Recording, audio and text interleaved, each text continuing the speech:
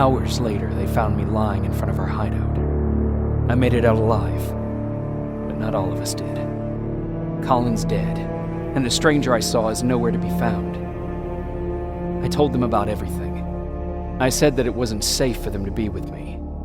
But Jennifer suggested that right now, nowhere is safe, so we might as well stick together. Everyone pulled through as we prepared for the worst. But nothing happened.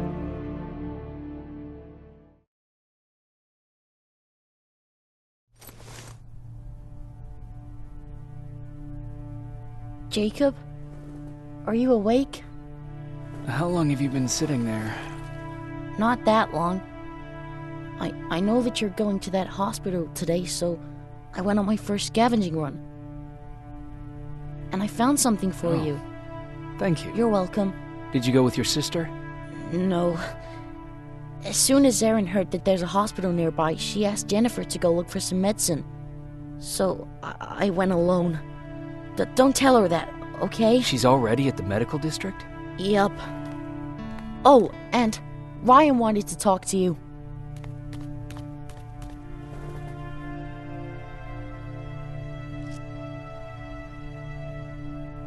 Heat from a plasma rifle cauterized the wound. That's why he's not bleeding. But damage to the skin made the burn prone to infection. That's what we need to worry about. Wow. You're really smart. I learned all that before the war. And thanks to Judgment Day, I didn't even have to pay off my student loan.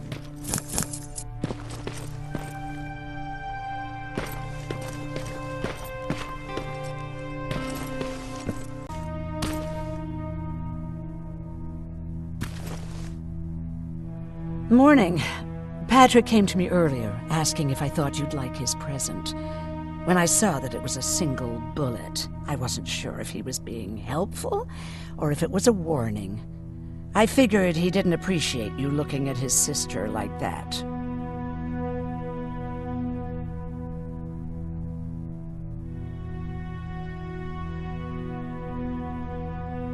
How's Mark doing? Not great. We barely have any medicine left. But hopefully Jennifer will bring back some antibiotics from that hospital. How do you feel about Colin's death? What do you want me to tell you? That I feel guilty? That I care? Right now I'm a little more concerned with the living than the dead. Do you think you could help more people by joining the Resistance? Honey, maybe ask me that question when you finally find them. Because for now, I don't think they even exist. Do you need help with anything? No, I'm fine. I had to learn to do things by myself for quite a while, sweetie. Now, tell me, what did you really want to ask me? Just like everyone else. And then, like everyone else, I decided to ignore them. I was in the middle of operating on a little girl. When I had finished, I realized that we were surrounded. The machines killed most of us, but they decided to keep me alive. So, that's how I ended up in a camp. Maybe they thought it would be worth having a doctor in there. I don't know. What happens at those camps? People get tortured, experimented on, cut to pieces. I couldn't watch at first, but I soon realized that I had to do what no one else could. I had to bear witness to the atrocities. You're actually the first person that wasn't afraid to ask. They're all scared of me, like I'm carrying some sort of disease. But they're still coming to me for medicine. Ironic, isn't it?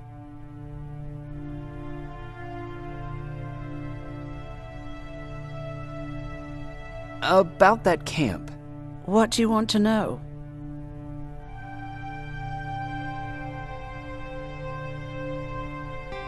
What work did you do there? Most of the time, I moved bodies for disposal. Sometimes their skin would be peeled off. Oh, it was horrific. Why would machines ever do that? My cellmate, Karen, was pregnant. I knew that was a one-way ticket to the grinder. so I had to plan an escape.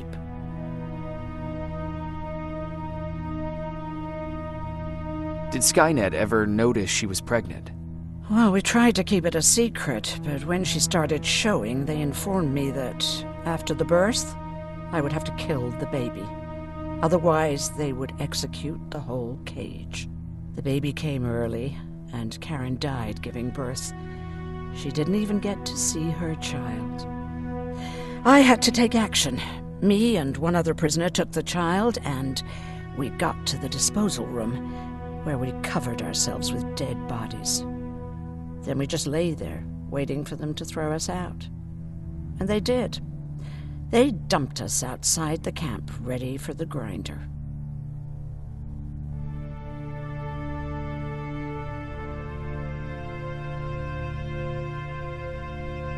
Did they go after you? We heard an alarm, but we were already far away. They hunted us at first, but they had more important things to do than running after two nobodies with a baby. We ran to protect her, but deep down we were preparing for the worst. Anyway, you're healthy, right? And your bones don't look broken, so stop bothering me.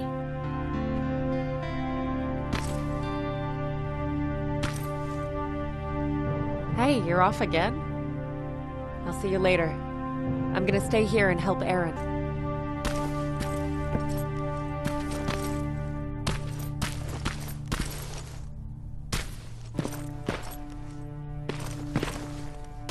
Okay, now sit. Roll over. Fetch. We've got a lot to learn. Jacob, thank you for finding him for me. I promise I'll take good care of him. Now, what should I call him?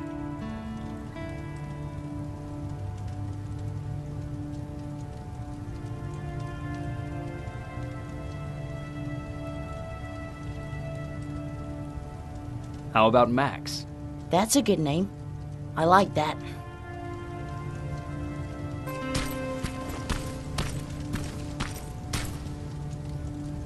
You wanted to talk to me?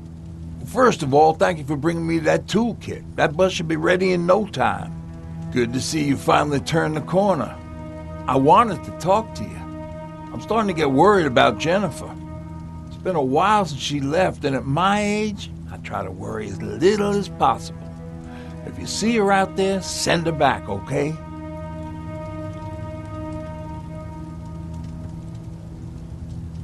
Do you remember Judgment Day? I do. That's right.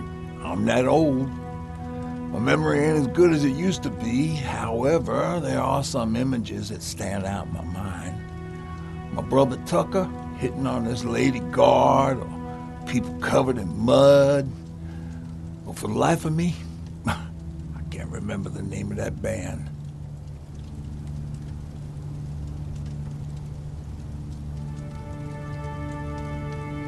You have a brother. I did. Older brother. Well, he was a ladies' man. We didn't have tickets to the concert, but he knew how to charm a lady. She let us in. Well, him. I tagged along like I always did. Yeah, it was one of those outdoor festivals. When we got in, we decided to climb this metal tower to get a bit of a view of the stage, you know. So as we're watching this band play their hearts out, we see a burst of bright, ugly light. I went blind for a while.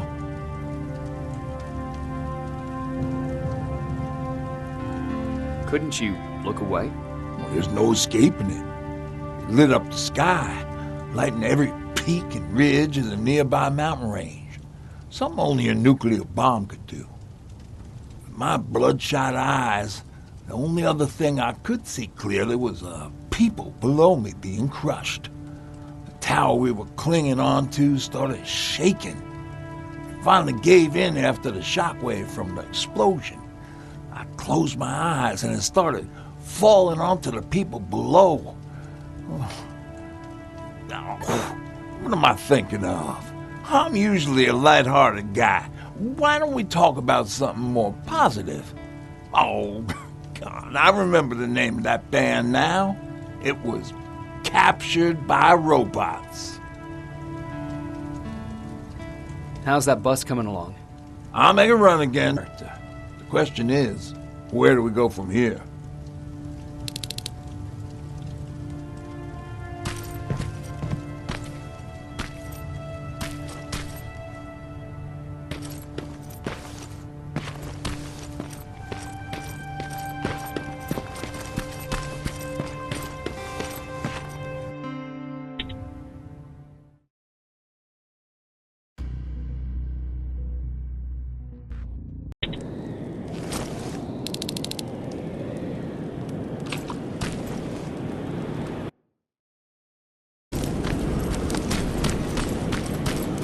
Don't sneak up on me like that. It's bad enough with those creepy noises. What noises? Every once in a while, there's this unbearable scream coming from that hospital. We need to see what's going on. Let's move.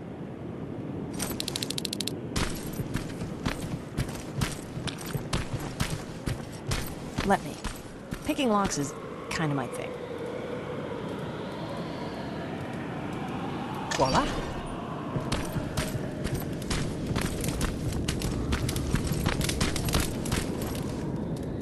Oh, jeez. Looks like a silverfish got him. They're every scavenger's nightmare. Ooh, look. This poor guy is still holding a sound decoy. Sound decoy? You resistance guys just shoot at everything that moves, don't you? Silverfish are sensitive to noise, so before it pops up from the ground and starts chasing, you throw a sound decoy. It'll draw any nearby silverfish away. I guess you can take it. He won't be needing it anyway. Did you hear that? That's the sound I was talking about. I don't think you should go any further. And what about you? I have to go. That could be the resistance. I understand.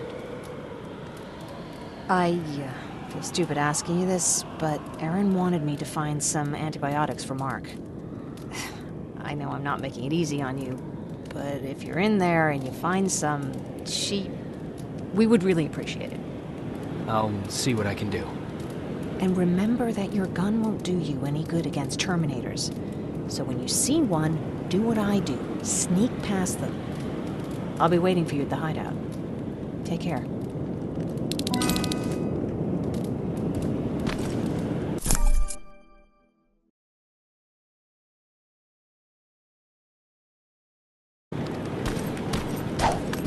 I see you're back on your feet. You! I left you a hacking device. It's in the basement of a building off the main street. It will help you get inside that hospital. Right now, you need to start answering some questions. There will be a time for that, but right now, you need to help the people inside. As for Colin, there was nothing I could have done. It was either him or you. And it couldn't have been you. Hello?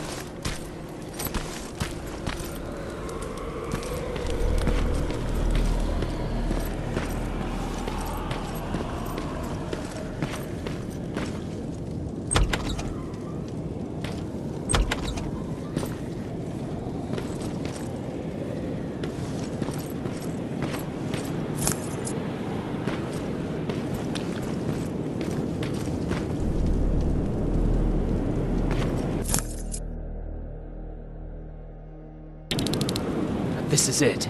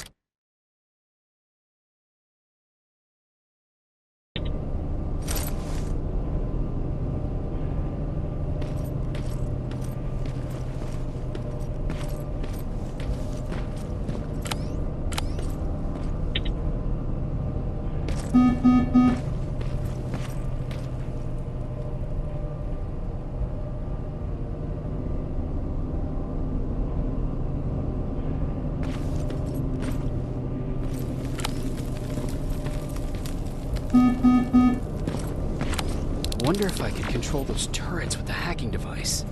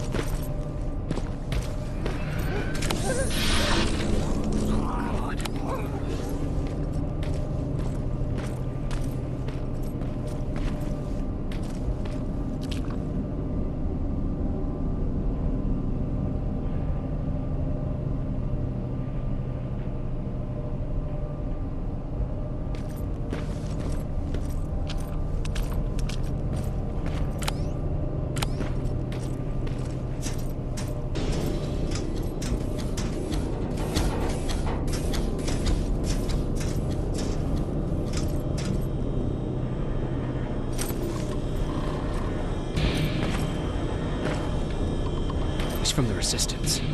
The others have to be here too.